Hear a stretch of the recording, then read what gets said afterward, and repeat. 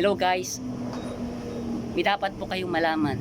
Mayroon po akong nasaliksik about po sa history ng ating bansa. Ang ating bansa po ay may lihim na istorya na itinago po ng napakatagal. 30 years pong itinago ito. Dapat na pong malaman ng lahat ng mga Pilipino na ang bansa po natin ay may lihim na kasaysayan. Ang kasaysayan pong ito, noon po ay mayroon ng kaharian. At may hari na po noon, si King Luisong Taguian Taliano po ang namumuno.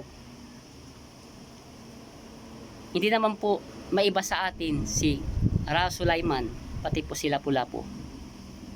Yan po ay magkapatid. At may kaugnayan po si Bulkiah, isa po nilang pinsan. Malalaman nyo po na hindi na isulat sa ating kasaysayan.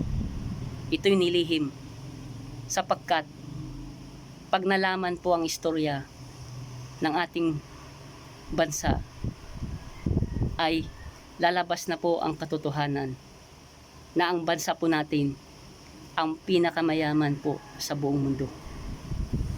Ito po'y nilihim sapagkat kung malaman po ito, lalabas at lalabas po ang katotohanan na ang bansa po natin ay isang maharlika.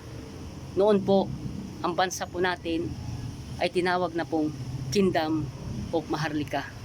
Marami po itong nasasakupan, katulad po ng Brunei, Borneo, Guam, pati Hawaii po, Spratly Islands, at Sabah po ay kasama. Malawak po noon ang Kingdom of Maharlika. Pero pag-iisipin nyo po,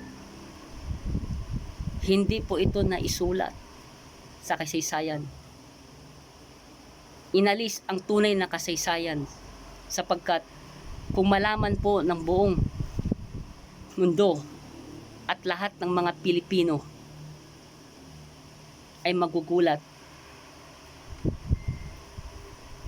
At paano magugulat ang mga tao? Kasi pag nailabas ito at kumalat na ang bansa po natin ay may lihim na istorya, pero po ang katotohanan na yan ay magbabago sapagkat ang istorya ng ating bansa po ay mailalabas na po. Tandaan po natin, ang bansa po natin ang pinakamayaman sa buong mundo. Ito po ay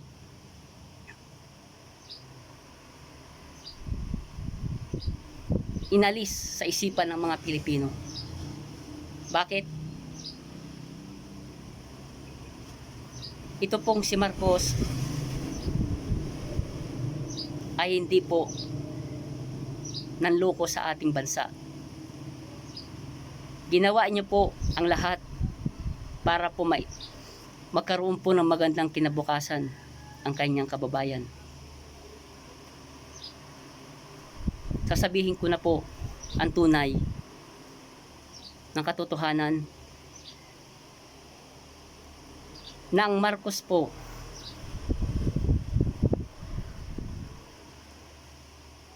ang tumulong po sa ating bansa. Sapagkat alam po natin ang bansa po natin ay lugmok na po sa kahirapan. Yan po rin po ang tumanim sa aking isipan. Sabi ko po noon, pag ako'y nakatapos po ng pag-aaral, mangingibang bansa po ko dahil alam ko po na baka sakali na doon po ang magiging magandang kinabukasan ko po. Yung pong tumaning sa aking isipan. Nang nalaman ko po at ako'y nagsaliksik na hindi po mahirap ang ating bansa. Tayo po ang pinakamayaman sa buong mundo. Dahil po sa setup ng mga Marcos, tayo po ay makakaahon. Ito po ay nilihim ng mga dilawan po para makuha nila ang kanilang interes sa hindi magandang kaparaanan. Pero po, ginawa po ni Marcos ang lahat para po magkaroon ng magandang kinabukasan ng ating bansa. Kaya nga po sa issue po ng Presidente Duterte po gusto niya pong palitan ang bansa po. Hindi na po Pilipinas, kundi Republic of Maharlika. Yun po ang totoo. Sapagkat Maharlika po ang ating bansa. Tayo po ang pinakamayaman sa buong mundo. Sinet up po to ni Marcos sapagkat ibinigay niya po ang lahat. Kaya po itong pandemic po ay mayroong kinalaman po. Paano po nangyari yun? Sinet up po ni Marcos na magkaroon po ng bangko sa 170 countries para po dumating ang panahon ay ating magamit. Kaya nga po nagkaroon ng last will and testament ang Marcos. Pag nailibing po siya sa bayani, ay ilalabas niya na po ang para sa Pilipino. Kaya dapat nyo pong malaman, nang lihim pong ito ay matagal na pong itinago, 30 years po. Kasi po, kaya nilihim ito para hindi po malaman ng lahat ng tao na ang bansa po natin ang pinakamayaman sa buong mundo. Kaya nga po napapansin nyo po sa balita, sunod-sunod po ang proyekto, bilyon at trilyon ang ginagastos. Hindi naman po pwedeng, isipin nyo po, hindi naman po pwedeng magkaroon ng magpapagawa ka ng tulay na walang interes, na wala kang interes sa bangko. Hindi po pwede yun. Kaya kailangan po may interes muna bago ka mangutang. Yun po dapat. Kaya po nagtataka po kayo sa pandemic. Isa rin po yung pandemic na yan. Sinadya po yan para hindi maano po. Kasi po sa totoo lang, ang 170 countries na po yan, 50 years na po ang lumipas, 1950 pa po, ay dapat po makuha ang ginto na yan. Ang interest ng ginto po. Malaki na po yan. So ibig sabihin po, kailangan na po nila magbayad sa ating bansa po.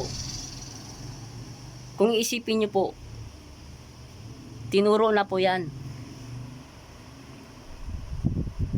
ng mga guro po natin na tayo po ay lubog na sa utang. Pero po, yan ay maling kaisipan. Ang katotohanan po, ang mga bansang 170 countries na po yan, ay sila po ang may utang sa ating bansa. Kaya mapapansin nyo po, sa daming proyekto po yan na pinapagawa sa ating bansa po, ay libo-libo po, napakarami po. Kung aalamin nyo po, magsaliksik po kayo. Napakaraming proyekto po sa buong Pilipinas na hindi pa po pinapakita sa media. Kaya dapat nyo pong malaman ang lahat po ng katotohanan. Walang kasama mo, boy. Kaya pinasunta ko. Ang masasabi ko po sa inyo, ito po ay lihim na napakatagal nang itinago. Gusto nyo dapat nyo pong malaman Pagod ako. nang Marcos lang po ang makakasalba sa ating bansa. Nailibing na po siya sa bayani. Tapos yung ko naman. Libingan po ng bayani. Nagmuhatid sa akin. Ito po'y wala na. Nalapit na ako. Wala na pong makakapigil Sa bahay ka. sa pagpapaunlad ng mga Marcos. Ang masasabi ko sa inyo guys, may mga istorya na hindi sinabi, may mga nilihim. Dapat nyo pong malaman lahat na ito. Ang katotohanan po ang magbibigay sa atin ng kaalaman. Tulong kayo doon, ha? Ito po ay kaalaman ng karunungan. Isa po rin akong OFW na nangangarap po ng mga ibang bansa po na baka sakali po na umangat po ang buhay ko pag ako po'y nakatapos. Ako po'y ng ibang bansa. Nakita ko po sa ibang bansa na napakaunlad po nila. Maraming trabaho. Hindi po problema ang mga trabaho. Napakarami po ng trabaho sa ibang bansa. Pero po pag isipin nyo po sa Pilipinas ay kahit nakatapos po ng pag-aaral, wala pong trabaho.